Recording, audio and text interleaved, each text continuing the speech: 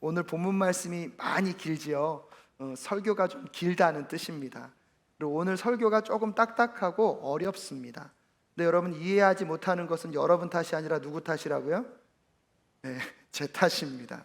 그럼에도 불구하고 성령께서 오늘 우리에게 깨닫게 하시면 깨닫게 하실 줄로 믿습니다. 너무나 중요한 내용이기 때문에 오늘은 좀 한 절 한 절 여러분과 함께 말씀을 볼 수 있었으면 좋겠습니다. 여러분은 시성비라는 말을 들어본 적이 있으십니까? 시성비. 최근까지 우리는 가성비라는 얘기는 들었습니다. 가성비는 뭔지 아시죠? 가격 대 효율을 따진다면 여러분, 요즘의 시대는요, 가성비의 시대가 아니라 시성비의 시대라고 합니다. 그래서 시간을 얼마나 효과적으로 쓰느냐가 너무나 중요한 시대가 되었고요. 그래서 트렌드 코리아 2024에서도 분초 사회라는 여러분 2024년의 트렌드를 예측하고 있습니다. 그 분초 사회에서 이 시성비를 살아가는 사람들의 특징을 세 가지로 말하고 있는데요. 여러분, 이 세 가지 중에 몇 개나 해당되시는지를 한번 생각해 보십시오. 첫 번째, 나는 TV를 보면서 동시에 스마트폰으로 검색을 한다. 두 번째, 나는 드라마를 정주행하지 않고 요약 영상을 찾아보고 있다. 그리고 본척하며 다른 사람과 이야기를 나눈다. 세 번째, 나는 지하철 환승 통로 출구와 가까운 차량 위치에 가 있다. 자, 하나만 해당되시는 분, 두 개 이상. 이런 분들은요, 이 시성비를 따지는 분이라는 거예요. 그럼 요즘은요, 시간을 절약하기 위하여서 카페에 가기 전에 사일렌트 오더라 그래서 미리 인터넷으로 주문하고 기다리지 않고 바로 뭐하죠? 픽업한다는 거예요. 더 놀라운 일은요, 최근에 당근마켓에 대신 줄 서줄 사람 시간당 얼마를 주는 아르바이트가 생기기 시작했다고 합니다. 길게 줄 서는 게 싫으니까 그걸 대신할 누군가를 찾을 정도로 사람들은요, 시간을 효과적으로 쓰고 싶어 한다는 것입니다. 우리들이 많이 보고 있는 유튜브에도요, 여러분, 두 가지 버튼이 있습니다. 멈춤 버튼이 있고요, 양쪽 두 개가 앞으로 가기, 그 다음 뭐가 있죠? 뒤로 가기. 근데 여러분, 혹시 그 기능 있는 거 아셨습니까? 유튜브를 보다가 화면을 꾹 누르면 자동으로 2배속이 됩니다. 손을 딱 띄면 정속도로 오게 됩니다.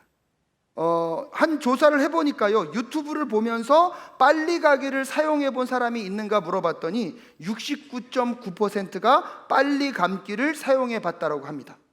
왜 빨리 감기를 하면서 유튜브를 보냐고 물어봤더니 여러분이 잘 알다시피 결과가 궁금해서가 1위였고요 2위는요, 시간은 없는데 볼 게 많기 때문에, 3위는 할 일을 많은데 볼 것이 많기 때문에 빨리 감기를 한다는 것입니다.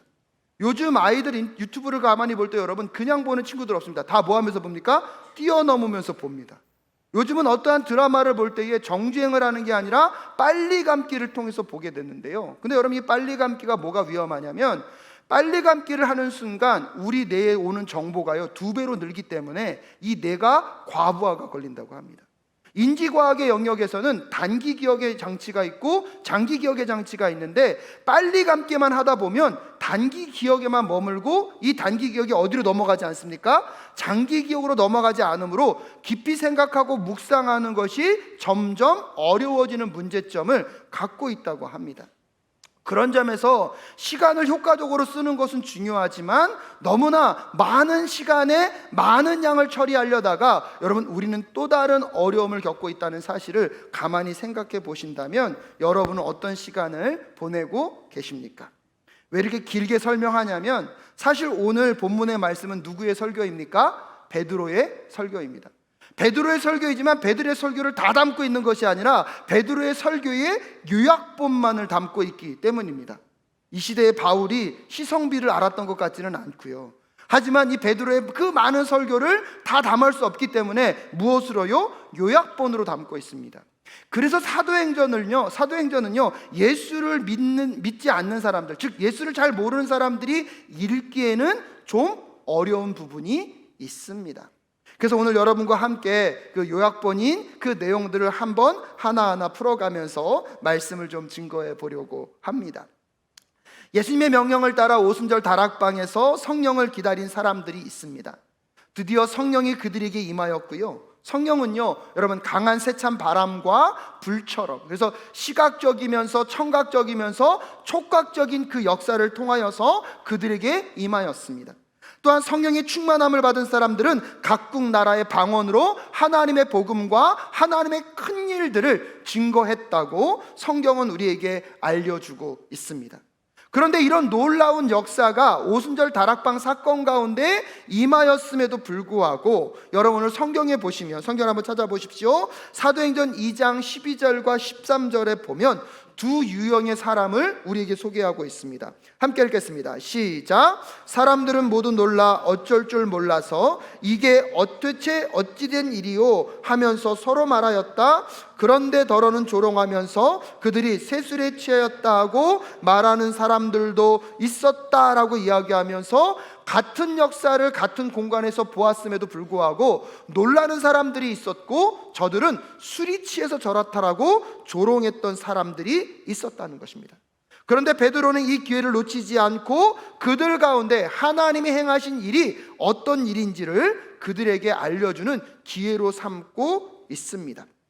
그래서 오늘 보면 14절 말씀에 보면 함께 읽겠습니다. 시작. 베드로가 11사도와 함께 일어나서 목소리를 높여서 그들에게 엄숙하게 말하였다. 유대 사람들과 모든 예루살렘 주민 여러분, 이것을 아시기 바랍니다. 내 말에 귀를 기울이십시오라고 이야기하면서, 특별히 14절에 보면요, 베드로가 11사도와 함께 무엇다고요? 일어났다라고 얘기하고 있습니다. 그럼 그것은 여러분, 베드로도 설교하고 11사도도 동시에 일어나서 동시에 설교했다는 뜻입니까? 12명이 한꺼번에 설교하면 그걸 들을 수 있습니까? 없습니까? 없어요. 설교는 누가 한 것입니까? 베드로가 한 것인데, 베드로가 하는 그 설교는 그 혼자만의 생각이 아니라 예수님의 제자들이 함께 공유하고 함께 나누었던 그 예수님의 말씀을 지금 누가 대표해서요? 베드로가 대표해서 이 성령의 역사가 어떤 의미인지를 설명해 주고 있다는 사실을 우리에게 알려주고 있는 것입니다. 초대교회는요, 한 사람으로 인하여서 진행됐던 사역이 아니라 공동체가 하나님의 말씀을 함께 받고 함께 증거하는 공동체였다는 사실을 우리는 기억할 필요가 있습니다. 그래서 32절 말씀에 보면 이렇게 얘기하고 있습니다. 32절 함께 읽겠습니다. 시작. 이 예수를 하나님께서 살리셨습니다. 우리는 모두 이 일에 증인입니다 라고 이야기하면서 한 사람이 아닌 우리 모두가 함께 이 성령의 역사의 무엇임을요? 증인임을 강조하고 있습니다. 사랑하는 여러분, 우리 사랑교회가 함께 이 공동체적 복음의 공동체가 될 수 있기를 주님의 이름으로 축복합니다. 오늘 제가 주의 말씀을 받아 여러분에게 선포하지만 한 사람의 목회자의 선포가 아니라 여러분이 이 말씀을 받아 여러분의 삶의 자리에서 그 말씀을 살아내므로 우리 사랑교회가 함께 공동체로 그리스도의 복음을 증거하는 공동체가 될 수 있기를 간절히 소원합니다. 그리고 나서 베드로는요, 첫 번째 변론이 무엇이냐면 15절에 보면 지금은 아침 9시입니다. 그러니 이 사람들은 여러분이 생각하듯이 술에 취한 것이 아니라고 이야기하고 있습니다. 왜냐하면 시간이 언제이기 때문입니까? 아침이기 때문입니다. 물론 술을 좋아하는 분은 아침, 점심, 저녁이 뭐 중요하겠습니까? 하지만 일반적인 삶을 살아가는 사람들에게 있어서는 아침은요, 술이 깨는 시간입니까? 술에 취하는 시간입니까? 몇몇 분들은 취하는 분들이 있으신 것 같아요.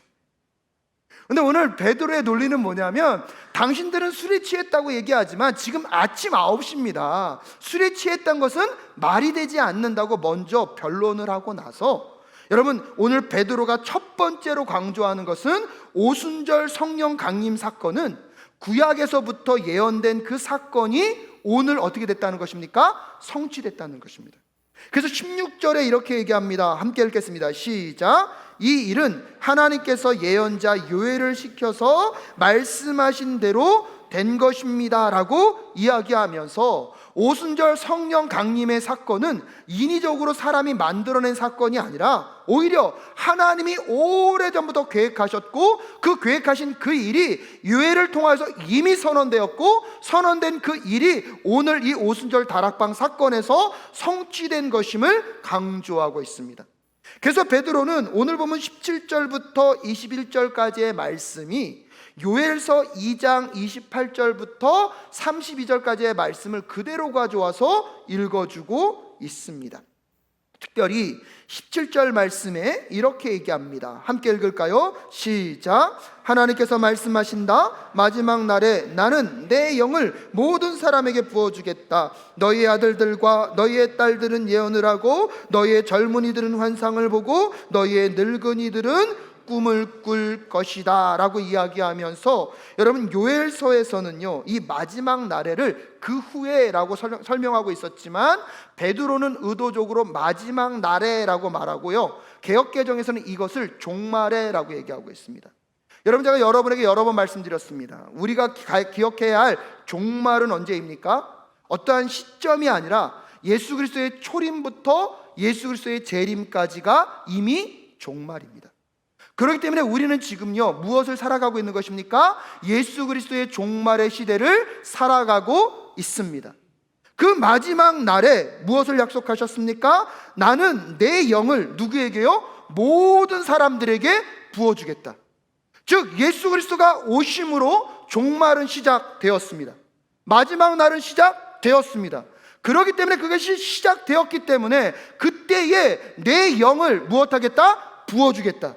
근데 그 부어줌의 사건, 즉 영이 오는 사건, 그것이 어디서 성취되었다는 것입니까? 오순절 다락방 사건에서 성취됨으로 모든 사람들에게 하나님의 영, 그 성령이 임하게 되었습니다. 할렐루야.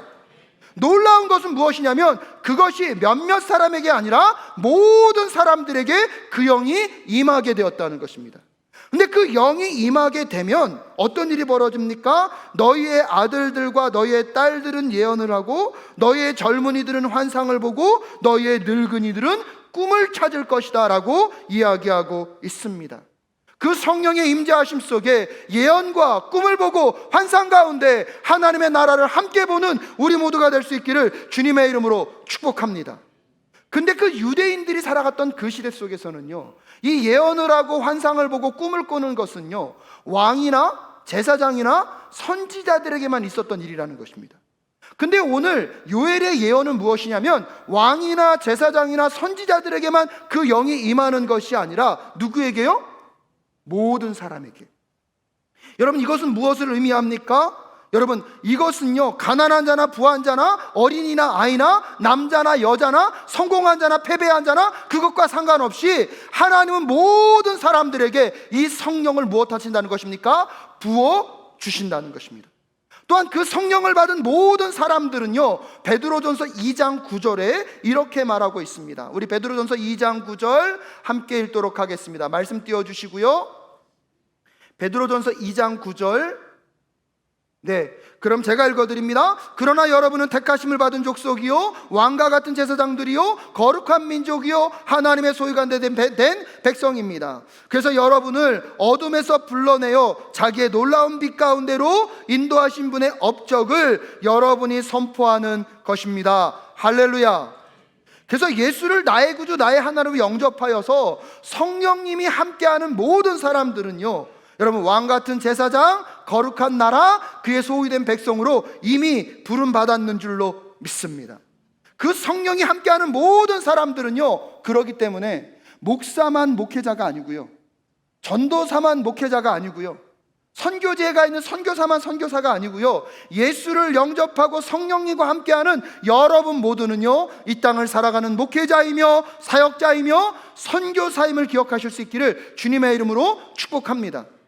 그러게 여러분이 세상으로 보냄받은 그 자리가 나의 선교지이고 나의 목회지처럼 여러분 그곳에서 여러분의 삶을 통하여서 하나님의 나라와 뜻을 드러내실 수 있기를 주님의 이름으로 축복합니다. 무엇을 하든지 누구께 하듯이요? 주께 하듯이 그 일을 감당하면서 여러분 보냄받은 그 선교지에서 선교사의 사명을 함께 이루어내는 우리 모두가 될 수 있기를 간절히 소원합니다. 그 요엘서의 말씀이 오순절 다락방 사건에서 이루어지긴 했지만 사실 여러분 그 요엘서의 말씀이 아직 다 이루어진 것은 아닙니다. 왜냐하면 이 말씀은요 예수님의 초림과 예수님의 재림 그 사이에 이루어질 것이거든요. 그래서 오늘 본문 말씀 20절에 보면 요엘은요 또한 이렇게 예언하였습니다. 함께 읽겠습니다. 시작. 주님의 크고 영화로운 날이 오기 전에 해는 변해서 어두움이 되고 다른 변해서 피가 될 것이다 라고 이야기하면서 이 종말의 시대에 이루어질 일들을 요엘은 예언하였습니다. 이 20절의 말씀을 박두영 목사는 이렇게 표현합니다. 창조 세계가 해체되는 현상은 이스라엘이 멸망하는 사건을 말할 때 예언자들이 쓰는 표현이었다는 거예요. 해가 변하여 어두워지고 달이 변하여 피가 되는 것은 이스라엘에게 있어서는 무슨 때를 말하는 거냐면 멸망의 때를 말할 때 이런 표현을 썼다는 것입니다. 즉 여러분, 예수님의 오심과 재림이 있을 그때까지는 이미 시작된 하나님의 나라가 아직 완성되지 않았지만 예수님이 오실 그때에 반드시 완성될 줄로 믿습니다. 근데 완성으로 가는 그 시간들 속에서 때때로 우리는 우주적이면서도 국가적인 재난을 만날 수가 있다는 거예요. 그런 시간이 우리에게 반드시 온다는 거예요. 근데 베드로는요 그런 어려움과 힘겨움이 있더라도 우리가 꼭 잊지 말아야 될 것이 있는데 그것이 무엇이냐면 21절이라는 것입니다. 21절 말씀 함께 읽겠습니다. 시작. 그러나 주님의 이름을 부르는 사람은 구원을 얻을 것이다. 아멘이십니까? 여러분, 개역개정에서는 누구든지 주의 이름을 부르는 자는 구원을 받으리라 하였느니라 라고 이야기하고 있습니다. 사랑하는 여러분, 여러분의 삶에 어떠한 어려움과 힘겨움이 있다 할지라도, 이런 국가적인 재난과 우주적인 재난이 찾아온다 할지라도 누구든지 누구의 이름을 부르면요, 주의 이름을 부르면 구원을 얻게 될 줄로 믿습니다. 그래서 두 번째로요, 오늘 이 베드로가 강조하는 것은 누구든지 주님의 이름을 부르는 자들에게는 무엇이 임한다고요? 구원이 임한다는 거예요. 여러분, 여기서 이 주님이라는 것은 무엇을 의미합니까? 예수님이 내 삶에 무엇이 되는 것입니까? 주인이 되는 것입니다. 그런데 여러분, 여기서 이 주님의 이름을 부른다는 것의 의미를 한번 생각해 볼 필요가 있습니다. 여기서 주님으로 번역된 헬라어 큐리오스는요, 그 당시, 즉 사도 바울이 살아갔던 당시에는요 황제가 사용하는 단어였습니다. 제우스 신이나 그들이 믿는 신이나 아니면 황제에게만 뭐라고 고백하는 것입니까? 큐리오스, 나의 주님이라고. 그 당시 황제 숭배 사상이 만연했기 때문에 황제는요 오직 이 땅의 신은 누구밖에 없다? 나밖에 없다. 그래서 큐리오스를 누구에게만 부르라는 것입니까? 황제에게만 부르라고 하는 황제 숭배 사상이 그 당시에 만연해 있었습니다. 근데 여러분, 그런 황제 숭배 사상이 만연한 그런 시대에 우리는 황제가 주가 아니라 누구이심을요? 예수님이 주라고 고백한다는 것은 그들에게는 어떠한 위험이 있었는지 아십니까?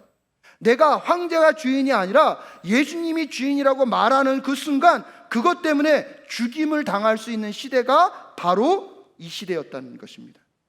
그냥 단순하게 나는 예수님이 주님이라고 부르는 것으로 끝나는 것이 아니라, 근데 여러분 꼭 기억하셔야 합니다. 로마서 10장 9절에 이런 말씀이 있습니다. 로마서 10장 9절 말씀 띄워주실 수 있나요? 네, 로마서 10장 9절에 이런 말씀이 있습니다. 제가 읽어드립니다. 내가 만일 내 입으로 예수를 주로 시인하며 또 하나님께서 그를 죽은 자 가운데서 살리신 것을 내 마음에 믿으면 구원을 받으리라. 할렐루야. 여기서 뭐라고 말하고 있습니까? 내가 만일 내 입으로 예수를 뭐로 시인하면요? 주로 시인하며 또 하나님께서 그를 죽은 자 가운데서 살리신 것을 내 마음에 무엇하면요? 믿으면 무엇을 받는다고요? 구원을 받는다고요.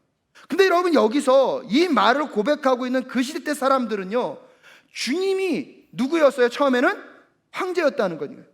근데 그 황제가 주인이 아니라 내 주인은 누구입니까? 예수님입니다. 그것을 내 마음에 믿어서 뭐로 시인하는 거예요? 입으로 시인하는 거예요. 근데 여러분, 그 입으로 시인한 순간 그것 때문에 무엇을 당할 수 있다고요?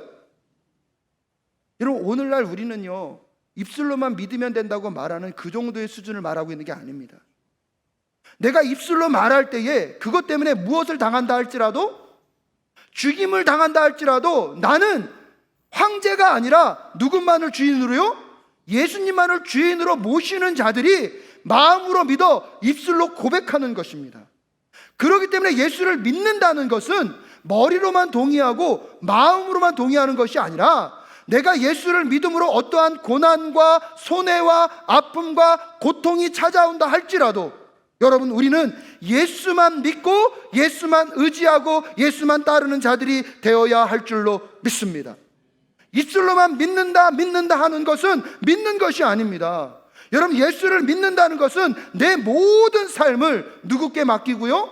예수께 맡기고, 오히려 죽음의 위험이 찾아온다 할지라도 그것 속에서도 나는 내 삶의 주인이 누구이심을요? 예수님을 고백하는 것이 오늘 이 본문에서 말하고 있는 주님의 이름을 부르는 자들에게는 무엇이 임할 것이다? 구원이 임한다고 말하고 있는 것입니다. 사랑하는 사랑교회 성도 여러분, 어떠한 절망과 아픔과 고통 중에도 주님을 부르는 우리 모두가 될 수 있기를 간절히 소원합니다.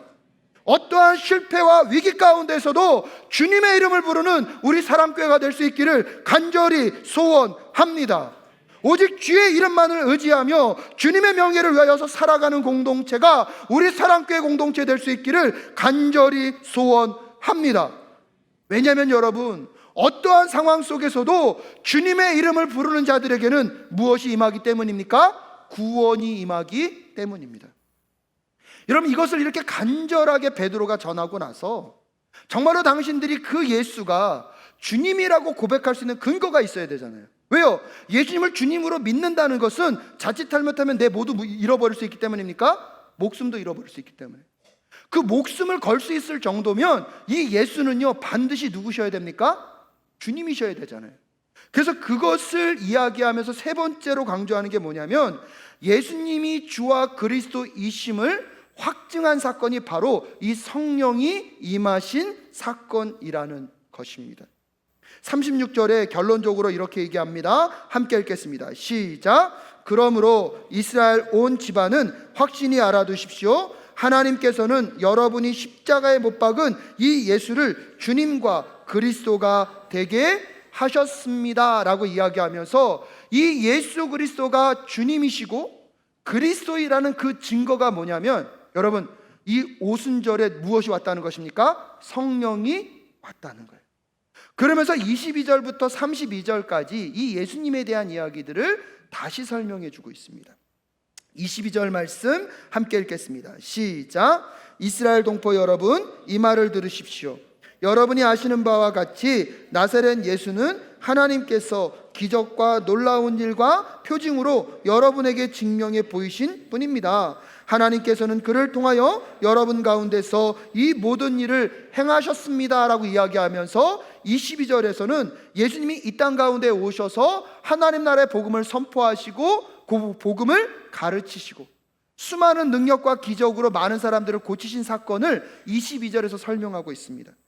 그런 공생의 기간을 끝내시면서 23절에서 그분은 어떻게 되셨습니까? 함께 읽겠습니다. 시작. 이 예수가 버림을 받으신 것은 하나님이 정하신 계획을 따라 미리 알고 계신 대로 된 일이지만 여러분은 그를 무법자들의 손을 빌어서 십자가에 못 박아 죽었습니다.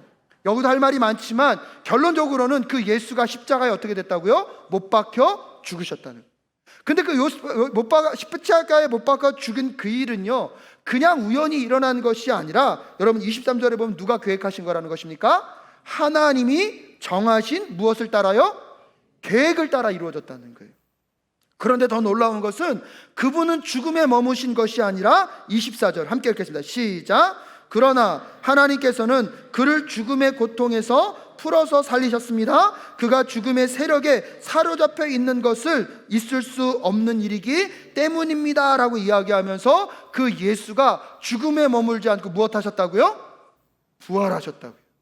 근데 그 부활을 설명할 때 오늘 24절에 보면, 그러나 하나님께서는 그를 어디로부터요? 죽음의 고통에서 어떻게 했다고요? 풀어서 살리셨습니다. 그냥 죽음에서 생명으로 옮겼다 그러면 되는데 그렇게 설명하지 않고 이 부활을 뭘로 설명하고 있어요?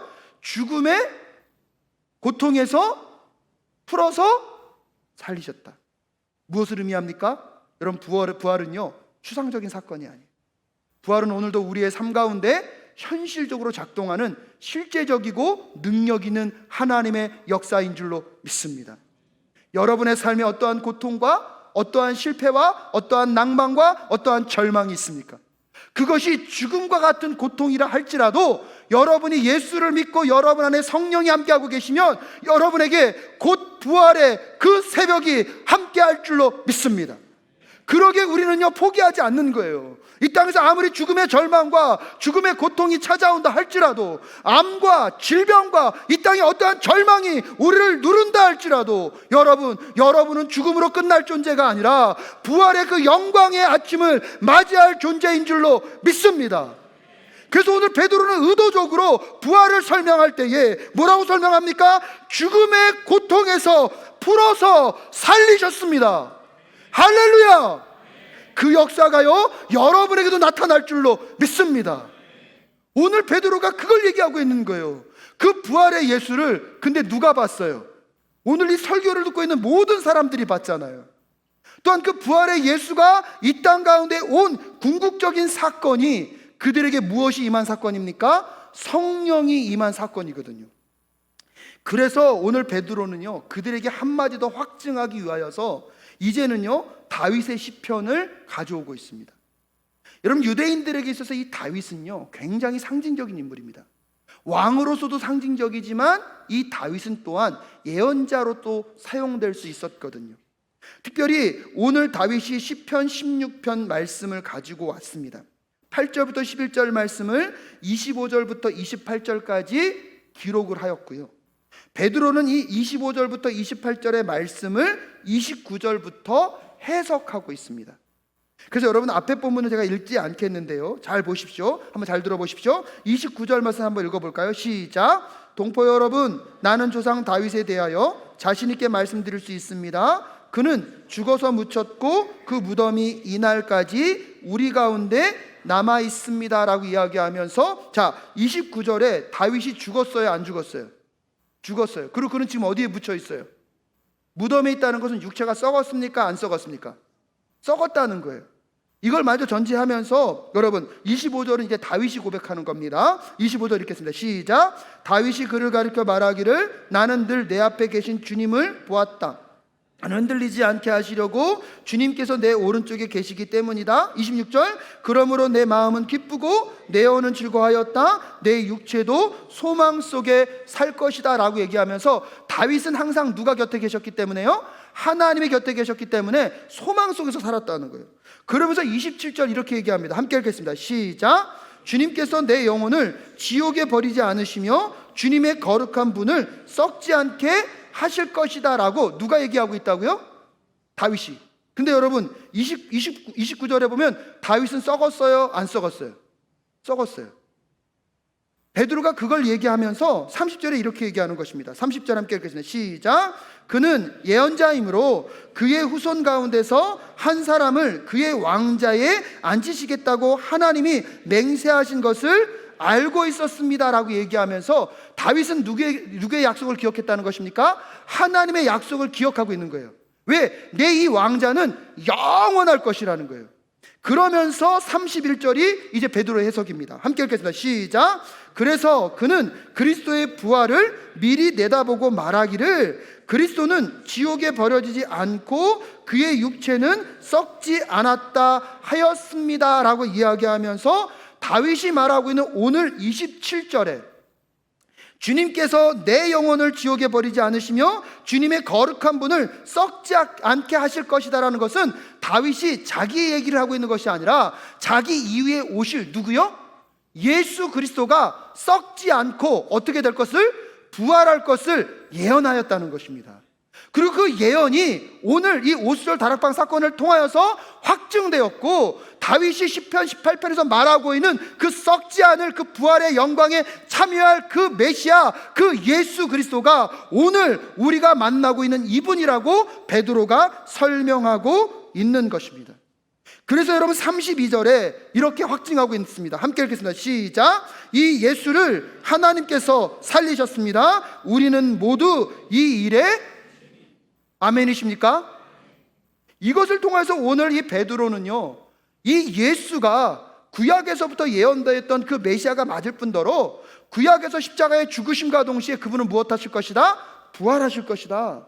그 부활의 확증, 이 사건이 거짓이 아니라 예언이라는 그 확증이 성령이 임하시는 사건임을 오늘 우리에게 다시 알려주고 있으면서 30절에 이렇게 말하고 있는 것입니다. 함께 읽겠습니다. 33절 함께 읽겠습니다. 시작. 하나님께서는 이 예수를 높이 올리셔서 오른쪽에 앉히셨습니다. 그는 아버지로부터 약속하신 성령을 받아서 우리에게 부어주셨습니다. 여러분은 지금 이 일을 보기도 하고 듣기도 하고 있는 것입니다 라고 말하면서, 여러분 이제 잘 들으십시오. 오순절 다락방 사건을 이제 해석해 주는 거예요. 이제 예수님은요, 죽음에 머물지 않고 뭐 하셨습니까? 부활하셨어요. 부활하셔서 지금 하나님 우편에 앉아 계십니다. 아멘이십니까? 하나님 우편에 앉아 계시다는 것은 하나님과 동등하게 통치권을 갖고 이 모든 세상을 뭐 하고 계십니까? 통치하고 계십니다. 하늘에서 통치하고 계신 그 예수님께서 당신의 영인 누구를요? 성령을 이 땅 가운데 뭐 하셨어요? 보내주겠다고 약속하셨고 그분을 보내주셨어요. 근데 그 영을 모든 사람에게, 오늘 이 예배당에 있는 모든 사람들에게 허락하셨는 줄로 믿습니다. 그 성령님과 함께 우리가 하게 되면 하늘에서의 통치가 그 성령님과 함께 이 땅에서 누구를 통하여서요? 우리를 통하여서 이루어지게 되는 줄로 믿습니다. 그것을 보여준 사건이 이 오순절 성령 다락방 사건이라는 거예요. 성령이 임하면서 이 땅 가운데 하늘을 통치하고 있는 그 예수의 영이 누구와 함께하여서, 우리와 함께하여서 이 땅에 하나님의 나라를 이루어가고 계신 줄로 믿습니다. 그러면서 오늘 사도 베드로가 우리에게 말하는 것입니다. 그 예수 그리스도가 주와 그리스도로 영접한 자들에게는 이미 그 성령이 임하였고 그 성령과 함께 예수 그리스도의 그 통치를 이 땅 가운데 구현하며 살아가는 하늘 백성이 되어야 한다는 것입니다. 사랑하는 여러분, 오늘 그 성령님과 함께 이 땅에서 하나님의 나라를 함께 일구어가는 우리 모두가 될 수 있기를 주님의 이름으로 축복합니다. 그래서 이 시편 또 110편에서 다윗이 예언하고 있었던, 주님께서 내 주님께 말씀하시기를 내가 내 원수를 내 발 아래 굴복시키기까지 너는 내 오른쪽에 앉아 있어라 하셨습니다 라고 이야기하면서 이미 다윗도요, 그 예수 그리스도가 하나님 우편에서 온 땅을 통치하실 것을 예언하였고 그것이 이미 성취됨과 동시에, 그러므로 마지막에 우리에게 무엇을 도전합니까? 36절 다시 한번 읽습니다. 시작. 그러므로 이스라엘 온 집안은 확실히 알아두십시오. 하나님께서는 여러분이 십자가에 못 박은 이 예수를 주님과 그리스도가 되게 하셨습니다. 할렐루야. 사랑하는 여러분, 오늘 이 성령의 인도하심 속에 그 예수 그리스도가 내 삶의 주인이시며 나의 구원자 되신 그리스도이심을 마음으로 믿어 입으로 시인할 수 있기를 주님의 이름으로 축복합니다. 또한 여러분이 그 예수 그리스도가 내 삶의 주인이시며 나의 구원자 되심을 고백할 수 있다는 것, 내 안에 누가 함께하고 계시다는 증거입니까? 성령님이 함께 계시다는 증거이고요, 성령님이 나와 함께 하신다는 그 증거가 곧 뭐냐면 예수가 주님이시며 그리스도라는 확증이라고 오늘 베드로는 우리에게 알려주고 있는 것입니다. 오순절 다락방 사건의 그 의미를 베드로의 설교를 통하여서 다시 한번 되새기시며 여러분의 삶 속에 나에게 임하신 그 성령님과 함께 여러분 하나님 나라의 통치가 여러분의 삶 속에, 여러분의 가정과 환경 가운데 나타나는 이 한 주 되실 수 있기를 주님의 이름으로 축복합니다. 그래서 성령의 열매를 맺혀가며 하나님의 영광스러운 그 나라를 함께 이루어가는 우리 모두가 될 수 있기를 소원합니다.